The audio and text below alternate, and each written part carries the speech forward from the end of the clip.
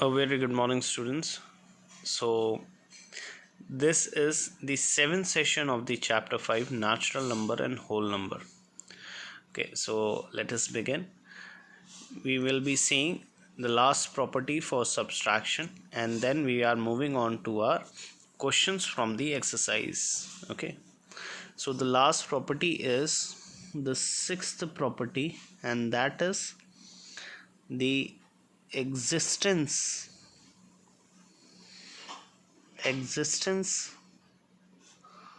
of inverse.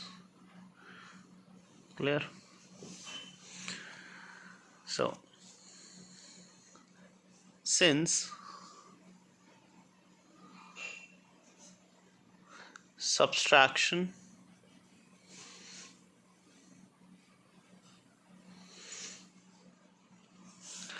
for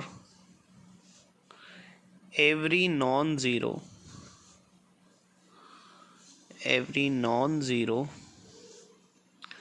whole number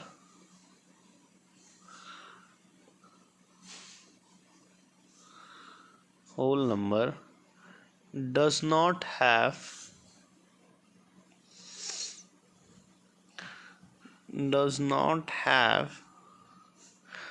identity number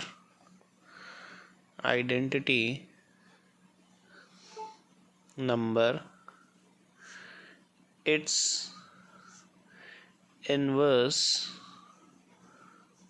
does not exist. Clear? Let us see. Since subtraction for every non-zero, okay, non-zero, and that is the whole number, okay, except 0, every whole number is the non-zero whole number. Clear? Does not have identity number, okay. Does not have identity number means if we are subtracting a number with 0, it will not gives the number itself, okay. For example, if x minus 0 gives x, but 0 minus x will not give you x, this is called the identity number. Clear? So its inverse also does not exist. Clear? So that is the last property. I hope you must be very clear with this existence of inverse. Let us start the exercise. Okay, so the exercise is exercise 5b, and let us see question number 1. So students, I am showing you the question from the book, and directly I am writing the solution in this copy. Clear? Just take a look very clearly. So the question is telling to us, say, consider two whole numbers a and b such that a is greater than b. Okay, we have to consider two whole numbers such that a is greater than b. So first part is telling to us, is a minus b a whole number? Is this result always true? And second is b minus a is a whole number. Is this result always true? Let us start the solution. I hope you have understood the question. So according to the question, first write the solution. According to the question, let us take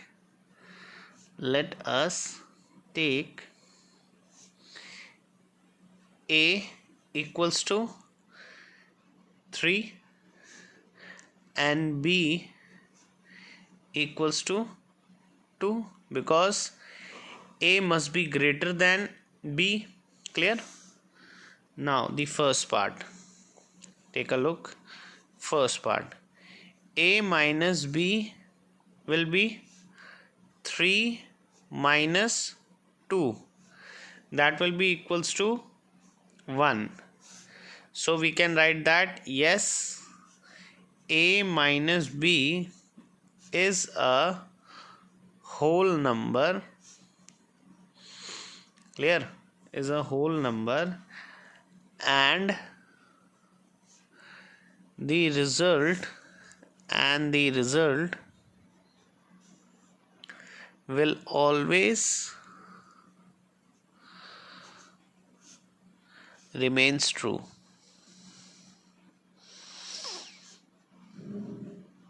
Clear? Second part is telling b minus a, that will be equals to 1 minus 2. No, b is 2, clear, and a is having a value 3, clear. So 2 minus 3, so the answer will be minus 1. So no, b minus a cannot be a whole number. You know, this is called an integer, so this is not a whole number, cannot be a whole number, and this result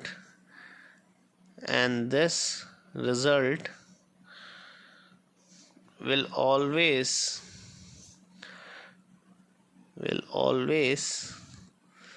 remain true.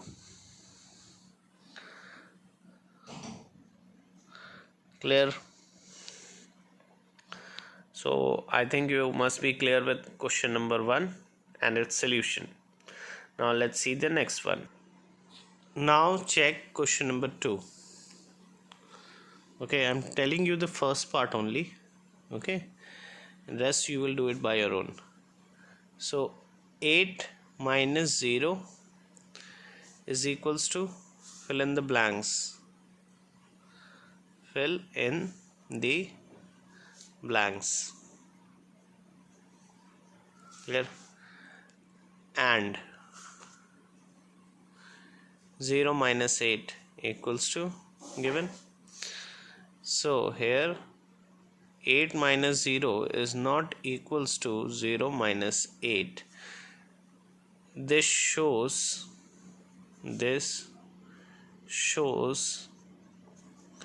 subtraction. I'm just copying the question.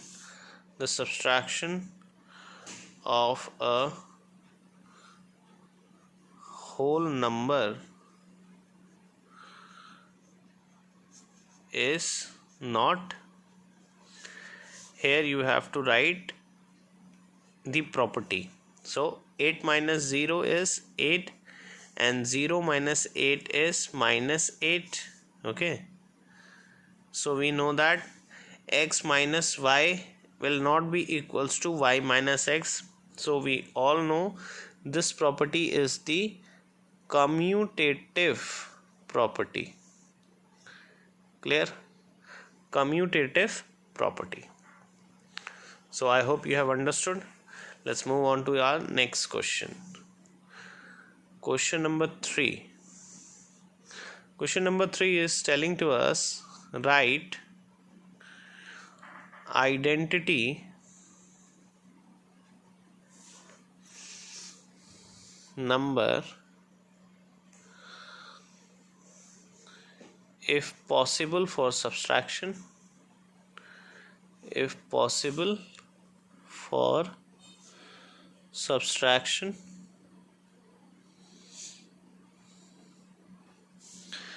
Here you have to write the identity number if possible for subtraction, and in the solution we know that it is not possible. Okay, during the property I have already told you it is not possible because for subtraction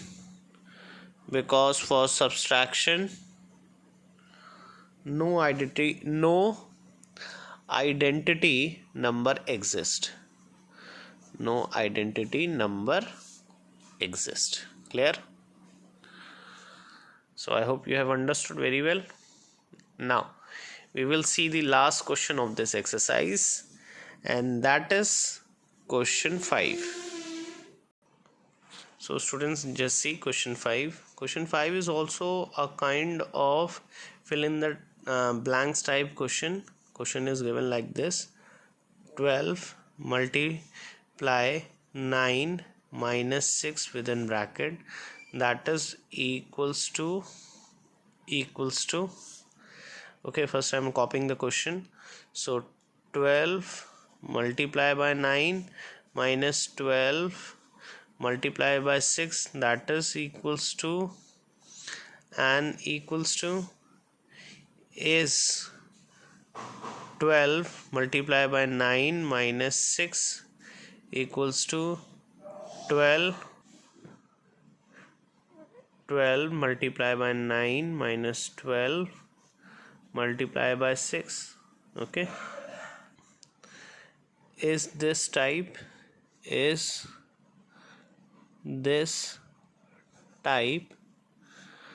of result always true? The next part is saying that. Okay, and the last is name the property. Name the property. Name the property used here. Okay, so let's see. After solving the bracket, it will be 12 multiplied by 3, that will be equals to 36, and then 12 9s is 108 and 12 6s is 72, and the answer will be 36. So here it is asking that 12 multiply within bracket 9 minus 6 and 12 multiply 9 minus 12 multiply 6 is equal. So the answer is yes. Now, is this type of result always true? The answer is yes. Clear? And name the property used here. So the answer will be